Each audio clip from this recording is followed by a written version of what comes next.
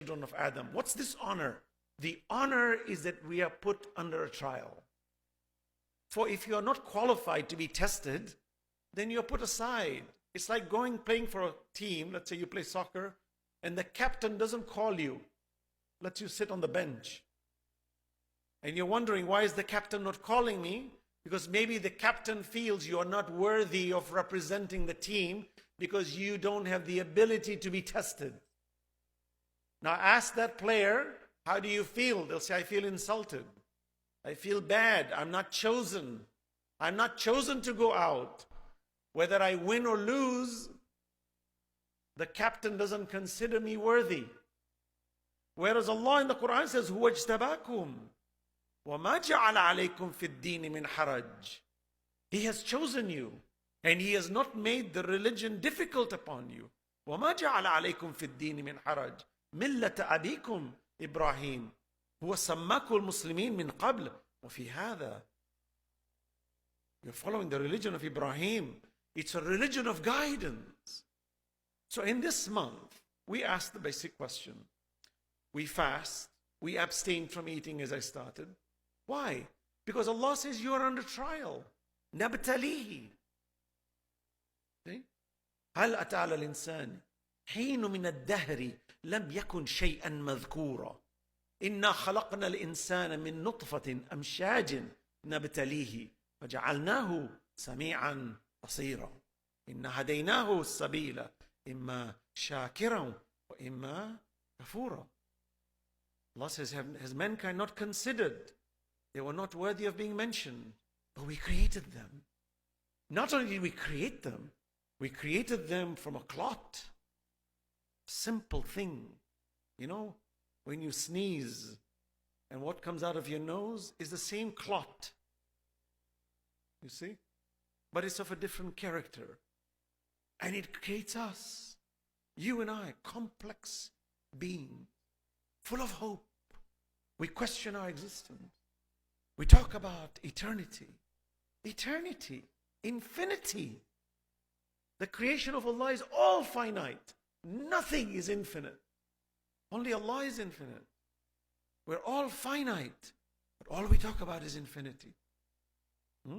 فيها خالدون إن الذين آمنوا وعملوا الصالحات لهم جنات النعيم خالدين فيها أبدا. Allah subhanahu wa ta'ala is telling us, if you believe and do good, for you there is a paradise waiting forever. Who wants to live for 1,000 years? Who wants to love for 1,000 years? Who? It's foolish.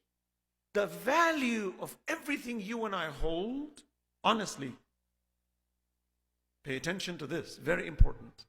When we talk about values, when we like something, when we love something, when we covet something, when we want something, when we want to become something, you will notice all values have time stipulations. All values. I like my house. I value it. There's a time stipulation underneath it. I like my job. I get paid well.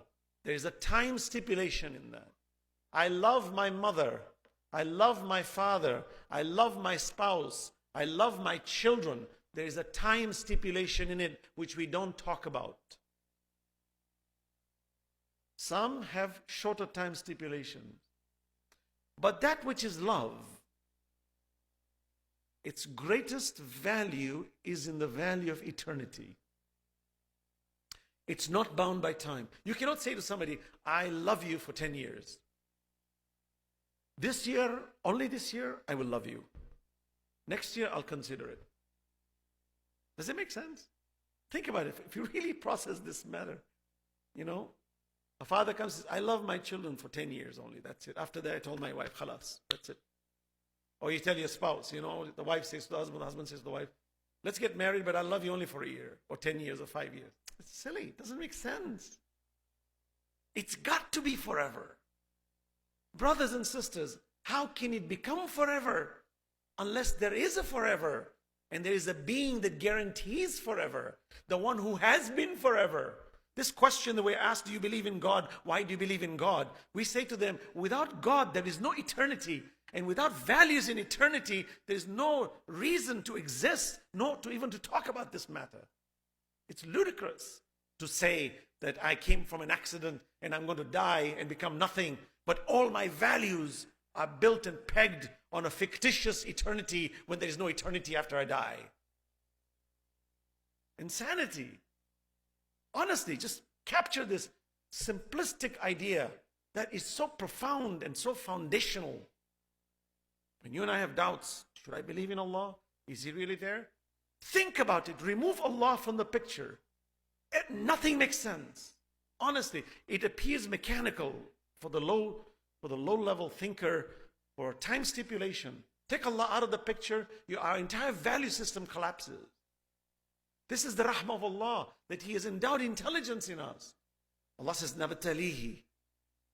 People ask, where is God? I can't see Him. Allah replies, ذَلِكَ الْكِتَابُ لَا رَيْبَ فِيهِ هُدًى لِلْمُتَّقِينَ الَّذِينَ يُؤْمِنُونَ بِالْغَيْبِ. Bil-Ghaib. In this book, there is no doubt for those who are God conscious. Who are they? They believe in the unseen. There is value in the unseen. It's very powerful. Very powerful. Seeing something with the heart. Seeing something that is beyond time. Seeing something intelligently, intellectually, is superior than actual physical seeing. And it changes values. I remember a story, I'll share it with you, just to give you a gist of what I just stated. Salawat ala Muhammad wa ala Muhammad. You know, we heard of the story of Bahlul. As you know, Bahlul was a companion of 3 of our Imams. So, Bahlul, as you know, was related to Harun al-Rashid. They were relatives.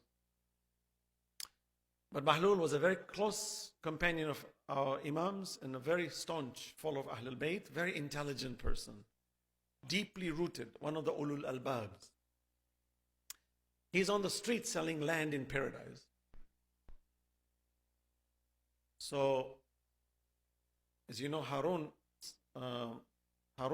is passing by the street. He sees Bahlul selling land in paradise. I'm sure some of you have heard this story. It's a good story. So he says, Bahlul, what are you doing? He says, I'm selling land in paradise.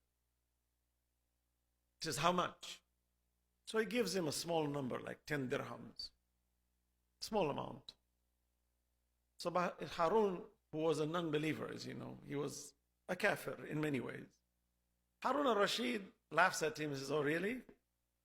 This is like a Ponzi scheme. You're selling me stuff that doesn't exist. Because Harun was very material. He loved material. In fact, Harun said, if my children, Ma'mun and Salim, if they covet the Khilafah, I'll kill them. That's how much he loved material. But it's the same story. You and I should understand this through this principle. When we talk about deen, when we talk about God, when we talk about religion, when we talk about high values, you will see that they're not dependent on material components. They are superior to material components. So Harun goes home and tells his wife that this Bahlul is selling land. She said, yeah, I bought it. His wife was a good person. She says, yeah, I bought it. So Harun goes to sleep at night and he has the most vivid vision of paradise. He sees it in 3D. Next morning, quickly he goes to the streets looking for Bahlul selling land in paradise and he wants to buy it. He says, I want to buy the land. So Bahlul gives him an astronomical number, like, 1,000,000 dirhams. So Harun said, yesterday it was only 10, today it's that much. He said, yeah, yesterday you didn't see it. Today you saw it. There's a big difference. Salawat ala Muhammad wa ala Muhammad.